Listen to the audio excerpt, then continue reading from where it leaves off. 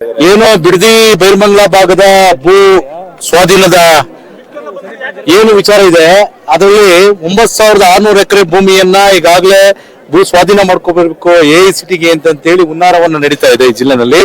ರಾಜಕಾರಣಿಗಳ ಕೈಗೊಂಬೆಯಾಗಿ ವರ್ತಿಸಿರ್ತಕ್ಕಂಥ ಈ ಜಿಲ್ಲಾಧಿಕಾರಿಗಳು ಈ ಬೆಂಗಳೂರು ದಕ್ಷಿಣ ಜಿಲ್ಲೆಯಿಂದ ಹಟಾವೋ ರೈತ ಬಚಾವೋ ಅಂತಕ್ಕಂಥ ಚಳುವಳಿಯನ್ನ ಇವತ್ತು ಇಟ್ಕೊಂಡಿದ್ದೇವೆ.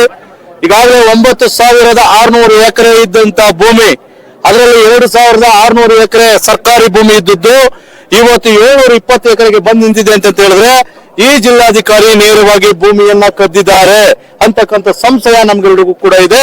ಆದ ಕಾರಣ ಸರ್ಕಾರಕ್ಕೆ ಕೃಷ್ಣ ಬೈರೇಗೌಡರಿಗೆ ನಾವು ಒತ್ತಾಯ ಮಾಡ್ತಾ ಇದ್ದೇವೆ, ಮುಖ್ಯಮಂತ್ರಿ ಒತ್ತಾಯ ಮಾಡ್ತಾ ಇದ್ದೇವೆ, ಈತನನ್ನ ಸಸ್ಪೆಂಡ್ ಮಾಡಿ ತನಿಖೆಗೆ ಆದೇಶ ಮಾಡಿ ಆ ಭೂಮಿ ಎಲ್ಲೋಯ್ತು, ಯಾವ ಕಾರಣ ಏನ್ ಕಾರಣ ಅಂತಕ್ಕಂಥದ್ದನ್ನ ಸಮಗ್ರವಾಗಿ ತನಿಖೆ ಆಗ್ಬೇಕು ಅಂತೇಳಿ ಈ ಚಳವಳಿಯ ಮೂಲಕ ನಾವು ಒತ್ತಾಯ ಮಾಡ್ತಾ ಇದ್ದೇವೆ.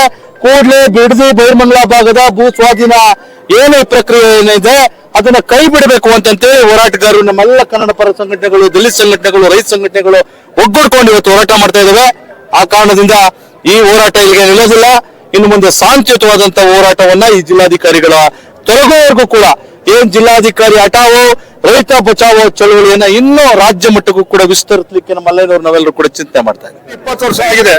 20 ವರ್ಷದಲ್ಲಿ ಬಹಳಷ್ಟು ಜಿಲ್ಲಾಧಿಕಾರಿ ನೋಡಿದೀವಿ. ಈ ಜಿಲ್ಲಾಧಿಕಾರಿ ಬಂದ ಮೇಲೆ ಇಲ್ಲದೇ ಇರುವಂತಹ ಸಮಸ್ಯೆನ ಹುಟ್ಟಾಕತ್ತಂತದ್ದು ಏನು ಈ ಜಿಲ್ಲಾಧಿಕಾರಿ ಮುಂದೆ ಯಾವ್ದು ಪ್ರತಿಭಟನೆ ಅಂತ ಹೇಳಿದ್ರೆ, ಇವ್ರು ಏನು ಲ್ಯಾಂಡ್ ವಿಚಾರದಲ್ಲಿ, ರೈತರ ಭೂಮಿ ವಿಚಾರದಲ್ಲಿ ರೈತರುಗಳು ಬಹಳಷ್ಟು ಕಾಡಿನಲ್ಲಿ ಅಲ್ಲಿ ಗೋಮಾಳದಲ್ಲಿ ಭೂಮಿಗಳು ಮಾಡ್ತಾ ಇದಾರೆ. ಬಹಳ ವರ್ಷಗಳಿಂದ 2-3 ತಲೆಮಾರಿನಿಂದ ಮಾಡ್ತಾ ಇದ್ದಾರೆ. ಆ ಭೂಮಿನ 1 to 5 ಮಾಡಿ ರೈತರು ರೆಕಾರ್ಡ್ ಮಾಡ್ಕೊಡಿ ಅಂದ್ರೆ ಮಾಡ್ಕೊಡಕ್ಕಾಯ್ತಾ ಇಲ್ಲ. ಮತ್ತೆ ರೈತರ ಭೂಮಿನ ಕಿತ್ಕೊಳ್ಳಕ್ಕೆ ಈಗ ರೈತರುಗಳು ಏನಿದ್ದಾರೆ ಇವತ್ತು ಬೈರ್ಮಂಗ್ಲಾ ಮತ್ತು ಸಂಚಾವಳಿ ಭಾಗದಲ್ಲಿ ಸುಮಾರು 9,600 ಎಕರೆ ಅಲ್ಲಿರ್ತಕ್ಕಂಥ ರೈತರು ಆ ಭೂಮಿ ಕಿತ್ಕೊಳ್ಳಕ್ಕೆ ಹೊರಟಿದ್ದಾರೆ. ಅಲ್ಲಿರ್ತಕ್ಕಂಥ ರೈತರನ್ನ ಏನ್ ಮಾಡೋದು, ಅವ್ರ ಜೀವನ ಏನಾಗುತ್ತೆ, ಮತ್ತೆ ಆ ರೈತರಿಗೆ ಏನ್ ಬರುತ್ತೆ, ಅವ್ರಿಗೆ ಇಂಡಸ್ಟ್ರಿ ಮಾಡಕ್ ಬರುತ್ತಾ, ಬೇರೆ ವ್ಯಾಪಾರ ಬೇರೆ ಮಾಡಕ್ ಬರುತ್ತಾ, ಏನಿಲ್ವಲ್ಲ. ಅವ್ರು ಅಲ್ಲೇ ಗೈಬೇಕು, ಅಲ್ಲೇ ಉಳ್ಬೇಕು, ಅಲ್ಲೇ ತಿನ್ಬೇಕು, ಏನೋ ಮಾಡ್ಕೊಂಡೈತಾ ಇರಲ್ಲ. ಯಾಕೆ ಅವ್ರಿಗೆ ಈ ರೀತಿ ಟೆನ್ಷನ್ ಕೊಡ್ತಾ ಇದ್ದಾರೋ ಇದು ಒಂದು. ಎರಡನೇದಾಗಿ ಇವತ್ತು ಬಹಳಷ್ಟು ಕಾಡು ಪ್ರಾಣಿಗಳ ಅವಳಿ ಇದೆ. ಕಾಡು ಪ್ರಾಣಿಗಳನ್ನು ಹೇಳುತ್ತಿರುದು ಇವತ್ತು ಆನೆ ಕಾಟ ಆಯ್ತು, ಚಿರತೆ ಕಾಟ, ಹಾಗೆ ಕರಡಿ ಪಾಟ್ ಬೇರೆಷ್ಟು ಬೇಕಾಷ್ಟಿದೆ. ಇವ್ರು ಯಾಕೆ ಇವ್ರು ಕಂಟ್ರೋಲ್ ಮಾಡಕ್ ಆಯ್ತಾ ಇಲ್ಲ, ಒಂದು ಬ್ಯಾರಿಕೇಡ್ ಏನು ಮಾಡಕ್ ಆಗ್ತಾ ಇಲ್ಲ. ಯಾಕೆ ಬ್ಯಾರಿಕೇಡ್ ಮಾಡಿ ಆನೆಗಳು ಹಳ್ಳಿಗಳಿಗೆ ಬರ್ತಾ ಇವು, ಹಳ್ಳಿಗಳಿಗೆ ನುಗ್ಗಿ ಬರ್ತಾ ಇದ್ರು, ನೀವೆಲ್ಲ ನೋಡ್ತಾ ಇದ್ದೀವಿ ಸಹ. ಅದ್ರ ಜೊತೆ ಬೀದಿ ನಾಯಿಗಳು ಕೂಡ, ಬೀದಿ ನಾಯಿಗಳು ವೃದ್ಧರು ಮಕ್ಕಳುಗಳು ಶಾಲೆಗೆ ಹೋಗ್ಬೇಕಾದ್ರೆ, ವೃದ್ಧರು ವಾಕಿಂಗ್ ಹೋಗ್ಬೇಕಾದ್ರೆ ಕಡಿದು ಹಾಸ್ಪಿಟ್ಲ್ಗೆ ಹೋಗಿದ್ದಾರೆ. ಅದನ್ನೆಲ್ಲ ಪರಿಶೀಲನೆ ಮಾಡ್ತಾರೆ ಜಿಲ್ಲಾಧಿಕಾರಿ. ಅವ್ರ ಜವಾಬ್ದಾರಿ ಇದೆಯಲ್ವಾ, ಇದು ಪರಿಶೀಲನೆ ಮಾಡ್ಬೇಕಲ್ಲ ಹೋಗಿ ಹಾಸ್ಪಿಟ್ಲಿಗೆ. ಎಲ್ಲಾ ಇಲಾಖೆಗೂ ಹೋಗ್ಬೇಕಲ್ಲ ಇವರು. ಯಾವ ಇಲಾಖೆ ಹೋಗ್ತಾರೋ ಅಲ್ಲಿ ಹೋಗಿ ಎಸಿ ರೂಮ್ ಕೂತ್ಕೊಂಡ್ಬಿಟ್ಟು ಸ್ನಾನ ಕೂತ್ಕೊಂಡ್ಬಿಟ್ರೆ ಈ ಜನಗಳ ಸಮಸ್ಯೆ ಎಲ್ಲ ಬಗೆಹರ್ತದ. ಮತ್ತೆ ಇನ್ನೊಂದೇನು ಅಂದ್ರೆ ಯಾವುದೇ ಸಂಘಟನೆ ಕಂಡ್ರಿ ಹೋಗಿ ಒಟ್ಟುರಿ ಅದೇನು ಗೊತ್ತಾಯ್ತಾ ಇಲ್ಲ. ಯಾವ ಸಂಘಟನೆ ನೀವು ಅಸೋಸಿಯೇಷನ್ ಅವ್ರು ಹೋಗಕ್ ಬರಬಾರ್ದು.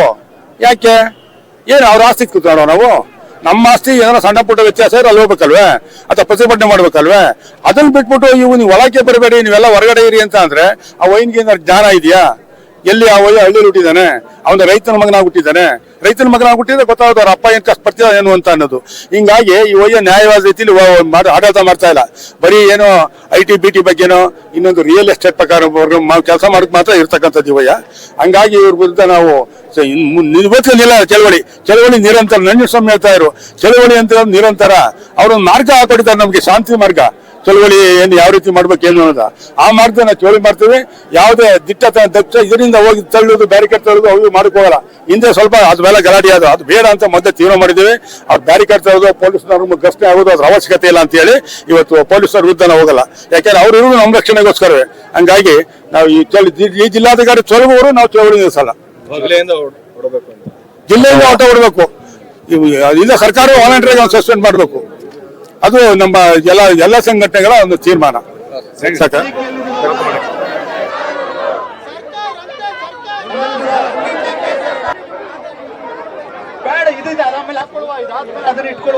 ಇಟ್ಕೊಳ್ಳಿ ಅಣ್ಣ. ಇದಾದ ಮೇಲೆ ಬ್ಯಾಟ್ರಿ ಮುಗ್ದೋದ್ಮೇಲೆ ಅದನ್ನ ಹಾಕೊಳ್ಳುವ, ಇಟ್ಕೊಳ್ಳಿ.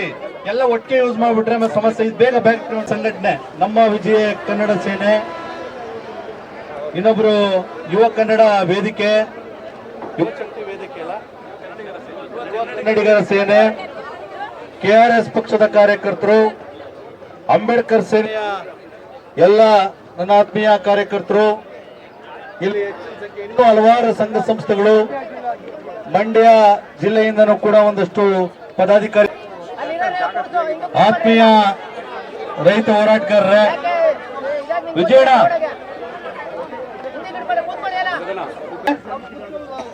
ಎಲ್ಲ ಮಾಧ್ಯಮದ ಸ್ನೇಹಿತರು ಹೆಚ್ಚಿನ ಬಿಡದಿ ಭಾಗದ ಬಿಡದಿ ಈ ಸಂದರ್ಭದಲ್ಲಿ ಕೆಆರ್ಎಸ್ ಪಕ್ಷದ ಸಂಸ್ಥಾಪಕರಾಗಿರ್ತಕ್ಕಂಥ ರವಿ ಕೃಷ್ಣಾರೆಡ್ಡಿ ಅವರಿಗೆ ನಾನು ಅಭಿನಂದನೆಗಳನ್ನು ಸಲ್ಲಿಸ್ತೇನೆ. ಅವ್ರನ್ನು ಕೂಡ ನಾವು ಕೇಳ್ಕೊಂಡಾಗ ನಮ್ಮೆಲ್ಲ ಕಾರ್ಯಕರ್ತರನ್ನ ಕಳಿಸ್ತೀವಿ ಅಂತ ಹೇಳಿ ಜೀವನ್ ಮತ್ತೆ ಅವರ ತಂಡ ಎಲ್ಲರೂ ಕೂಡ ನೀವು ಬಂದಿದ್ದೀರಿ. ಇದು ರೈತರ ವಿಚಾರ. ಇದು ರೈತ ರಾಮಚಂದ್ರಯ್ಯನವ್ರು ಬಂದಿದ್ದಾರೆ. ಇನ್ನೊಬ್ಬರು ಪ್ರಧಾನ ಸಂಚಾಲಕರಾದಂತಹ ಶೇಬು ರಾಧಾಕೃಷ್ಣ ಅವರು ಬಂದಿದ್ದಾರೆ. ನಮ್ಮ ಈ ಭಾಗದಲ್ಲಿ ಮೈಸೂರಿಂದನೂ ಕೂಡ ನಮ್ಮ ಕರ್ನಾಟಕ ರಾಜ್ಯ ರೈತ ಸಂಘದ ಪದಾಧಿಕಾರಿಗಳು ಬಂದಿದ್ದಾರೆ, ನೇತ್ರಾವತಿ ಅಂತೇಳಿ. ಮತ್ತೆ ಬಿಸಿ ಊಟ ನೌಕರರ ಸಂಘದ ಅಧ್ಯಕ್ಷರು ಮತ್ತೆ ಒಂದಷ್ಟು ಪದಾಧಿಕಾರಿಗಳು ಬಂದಿದ್ದಾರೆ.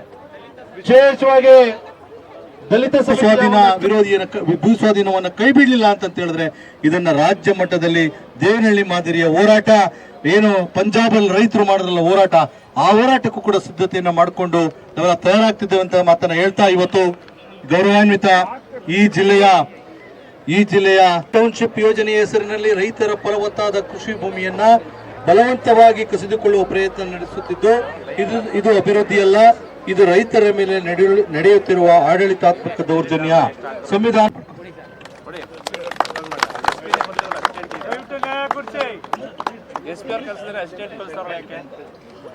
ಅಲ್ಲಿ ಹೋಗ್ರಿ ಒಂದ್ ಸ್ವಲ್ಪ ಬಿಡ್ರಿ ಒಂದ್ ಸ್ವಲ್ಪ